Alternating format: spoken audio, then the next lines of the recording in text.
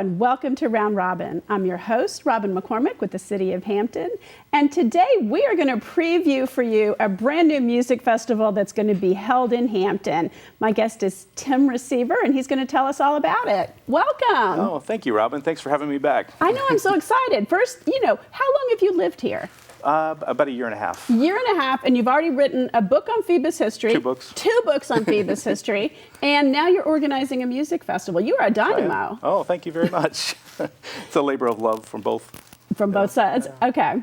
Well, so tell us, this is a ska music festival. Mm-hmm. What is that for those of us who are a little outside the sphere? Yeah, well, a lot of people don't know what it is, but ska is a type of music that originated in Jamaica in the late 50s, early 60s, and it coincided with Jamaican independence. It was kind of an upbeat, fun kind of music that came out of a lot of calypso for tourists and R&B from the U.S. and kind of all mixed up for this new original type of music in Jamaica. It would originally, the ska would go into rocksteady and reggae a little bit later, but ska was kind of the precursor to reggae. Very interesting. It goes through different waves. So the original wave starts in the 50s, late 50s, early 60s. A lot of Jamaican immigrants are going to the UK because it's obviously a colony of the UK. So the music travels to the UK, starts mixing in with British culture, and turns into what they call two-tone, which is punk rock, The Clash, mixing with ska. Oh, wow. In the late 70s, early 80s, and then in the late 80s, early 90s, it comes to the U.S. and mixes with a little bit more fun beach music, punk rock here, and takes another life there. So it's on another upward trajectory now. That's so fun. And you have I can't even count how many bands you are bringing to town. It's a lot. 28 bands. 28 bands, yep. 2 days. How many hours each day? 10 hours. Yeah. Wow. It's a lot of work. It's going to be a ton of fun, though. It is. We got the bands coming in from, I mentioned it earlier, but Central America, Europe, all over the U.S. and Canada, Mexico.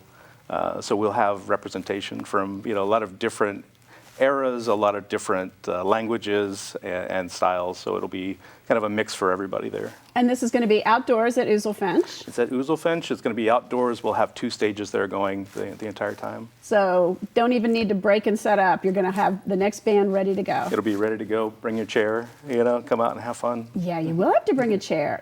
This is a huge endeavor. What is your background? How did you pull this together? Well, my day job is working for setting up workshops on technology for peace building. So we're in Afghanistan and Iraq and Pakistan and those kind of countries, like organizing workshops in hard conditions. And when I came back from my first one in 2013, I said, well, I can organize a music festival. I can organize a band, and so we started small, one day, a few bands, and then it's kind of taken a life since 2014. And that's where you used to live, in Northern Virginia, or outside Northern Virginia? Yeah, so the festival is called Supernova. So I lived in Fredericksburg, I work in DC, and the Northern Virginia is nicknamed Nova, mm-hmm. So it was called Supernova for that. We didn't change it when it moved down to Hampton, but it's lived in Fredericksburg from 2014 to 2018. We took a year off last year because my wife April and I moved down to Hampton, and then we're turning it back on now. That's so cool. And Supernova, you're using that with the artwork with this sort of alien spaceship kind of theme, which is very fun. Yeah, that's kind of where it's, we had some great artists over the years doing the work for us, and it's kind of just been really evolving since the very beginning, and kind of now it's fully formed, I think, and then we've added in for the artwork, if you look it up, supernovaska.com, you can see the Oozlefinch, the logo for Oozlefinch Brewery is actually driving the spaceship this year. Oh, fun. Yeah. That's going to be really neat. It'll be fun, yeah. So how much does this cost? So right now we have tickets on sale for $75 for both days. For 2 days, okay. We will be putting daily tickets online starting in early March, where people can purchase just one day if they want. And those will be right around $40 or so. And you're really thinking this will draw people from out of town. I mean, certainly those of us who live here can enjoy it, but it's going to be bringing people in. So we are getting close to being sold out. We've sold about. Are you kidding? We're going to have Already? 1,500 a day. We're going to max it out, and we're about over 1,000 tickets now sold in a few months to go. I know. People are coming in and I shouldn't be bragging about this in the age of coronavirus, but we've got people coming in from as far as Russia and Singapore and all over Europe coming to see the show. That is so cool. So those of us who live in Hampton, there's a short window here where we can still, as we're just hearing about this, get in and get our tickets. Exactly. Yeah, they'll be going quickly. I think we probably won't sell out until April sometime with the kind of the trends that we have right now. But there, if you miss that, we also have shows on Friday night. So we'll have free shows at Sly Clyde's, at Smart Mouth Brewery. And we've got another, like a bowling show as well. It'll be fun.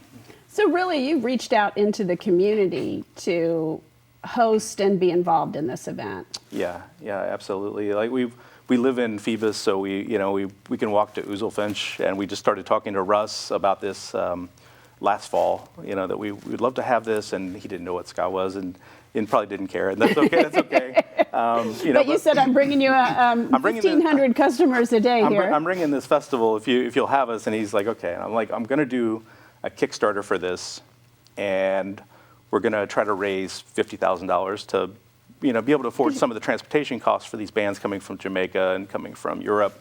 And he's like, okay, yeah, sure. Sure.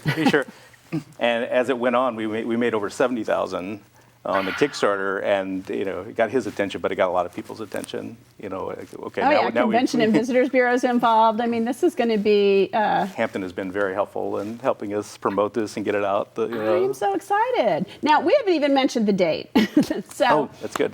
Why don't you do that for us? The date is June 13th and 14th. It's a Saturday and Sunday, and then we've got, like I mentioned, the other events we have on Friday, which is June 12th. That is going to be great. Yeah. What am I not? Well, let's talk about some of the bands. Are there any that I might have heard of? I looked at the list.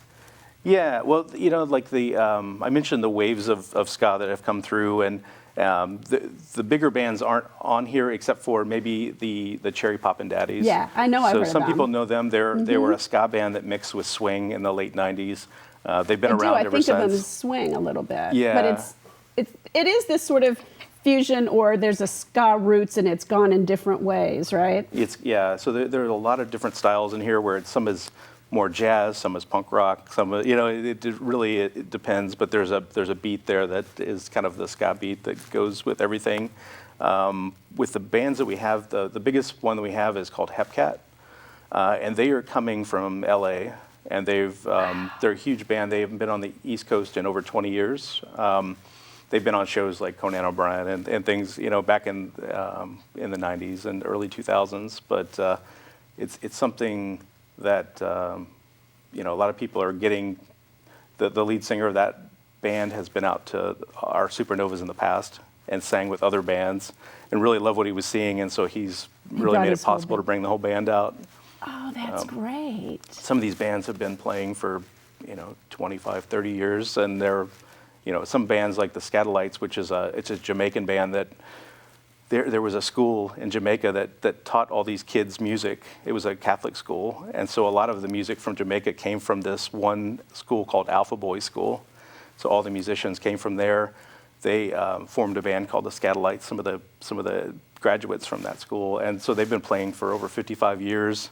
They're going to be playing at the festival. We're actually going to have that school, the Alpha Boys School. It's the Alpha School now, but some of the students are going to come up and partner with our production team and follow. These are kids that are learning how to do music production, and they want to learn how to run a festival. And so some of these kids are going to come up and work with our team. That is so cool. To kind of see how it all. And plus they're seeing some legendary bands from their own country playing on a festival stage. What a great idea to get kids involved. Yeah. I am so excited. All right, so to recap. Okay. Fun ska festival, outdoors, Oozlefinch. all day. All day, all day, all weekend. All day, all weekend. And if you miss that, there are some pre-events. But really, we should advise people to get tickets pretty soon. If you want to come get your tickets, look online and you can look up some of these bands. I think they'll appeal to a lot of people. Yeah, there's a wide range there. It should be a ton of fun. And give us that website address again. It's supernovaska.com. All right. Well, thank you so much. Is there anything you want to add before we close?